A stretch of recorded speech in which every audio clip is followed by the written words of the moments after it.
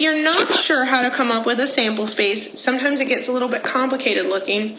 We can do what's called creating a tree diagram.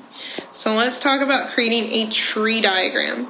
A tree diagram starts out with, first of all, you have to figure out what all your choices are for your first thing that you're going to do. Well, in this first example, we've got some marbles in a bag. We've got, let's see, 4 red ones. Let's say we've got 6 black ones and 3 green ones all in a bag, and we're gonna draw exactly 2 marbles. So let's talk about what we're doing. We're gonna draw 2 marbles. We need to start out with what we're gonna do for our first marble. Well, for our first marble, we have 3 choices. We could have a red, we could have a black marble, or we could have a green marble. Okay, but we were supposed to draw 2 marbles. So after I draw either the red, the black, or the green, I could draw a second marble. So after drawing the red, I still have 3 options. Or if I had drawn a black, I still have 3 options. Or had I drawn a green marble, I would still have 3 options. I'd still have the choice of red, black, or green after my first marble. This would be my second marble. And again, had I drawn a black instead of a red, I still have the same options. I still would have another red, another black, and another green to choose from. Or had I drawn a green first instead, I still have a red, a black, or I could choose another green after that. And what these tree diagrams do is make sure that you don't miss any of your possibilities. You can read along. These are called branches to figure out what your options are. So your first option could be that you're drawing a, let's read along these branches, a red first, followed by another. So we draw a red first, followed by another red. So I'm going to shorten that to just R as my first option. Red, red. And the next one, I could draw a red and then a black. So that'd be a red, black. I'm going to put commas in between these because it's a list. Next one could be a red and then a red and then a green. Red and then a green. So that one would be a red, green. Okay, the entire first branch of being red is been covered. Now I need to look at what if there was a black first. Well, I could have a red after that. Or I could have a black first, then another black second.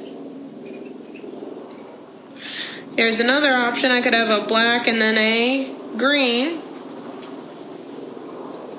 Okay, that covers all the blacks first. Or I could have a green first, followed by a red.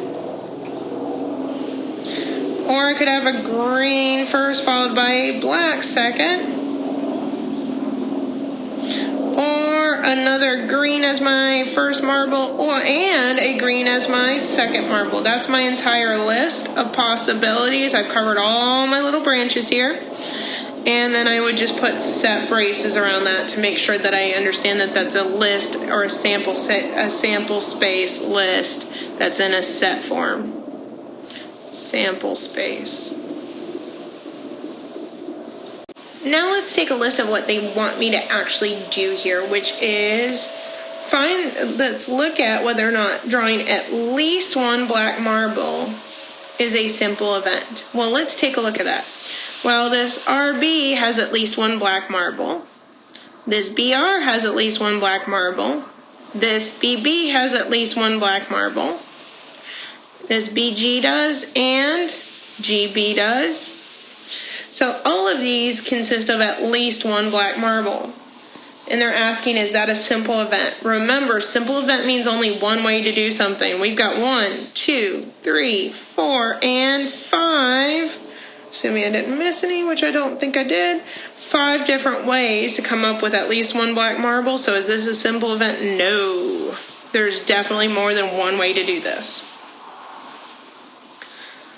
So now that we understand sample spaces, possibilities here, events, that kind of thing, we can talk about what is a probability. A probability is the likelihood of an event happening in decimal form. Sometimes we'll put it in fractional form and in decimal form, or one or the other. It just depends. But keep in mind, we're talking about the likelihood of something happening. That's what the probability is.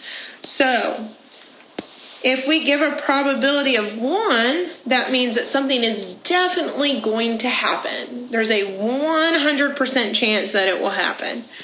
That means that we're never going to see anything greater than 1. Because 1 means it will happen. There's nothing stronger that you could say than something will happen. Whereas on the other end of the spectrum, so to speak, we have a probability of 0, which means something definitely is not going to happen. 0 as a probability means 0%. So you're never going to get something that is smaller than 0 as a probability. Why? Because that would mean something that's less likely than something that is not going to happen at all. So we'll always have probabilities that are between 0 to 1. They'll never be negative. They'll never be bigger than 1. So to give you an idea of just a kind of ideas of probabilities you see on a daily basis, let's look at this first example. A weather bug forecast for the author's home was stated as a chance of rain is 80%. So we would like to turn this 80% into a probability. How do you turn this 80% into a probability? You turn it into a decimal, which means you take the 80 divided by 100, which would turn this into 0.80 or 0.8. And that's our probability. That's all. A probability is your chances, but in decimal form. Continuing along, when a baby is born, there's a 50-50 chance that the baby is a girl. Express this likelihood as a probability. Well, there's another way that you can kind of look at it is, what are the chances your baby born is a girl? Well, there's actually 2 options. You could have a boy or a girl, and we're looking at specifically just one of those 2 options. We're only looking at girls. Well, if you divide 1 out of 2, you'll get 0.5 or 0.50, which is what they were talking about when there's a 50-50 chance. And this is your probability just as a decimal. So you see probabilities all the time. You just normally see them as percentages. Yes, sometimes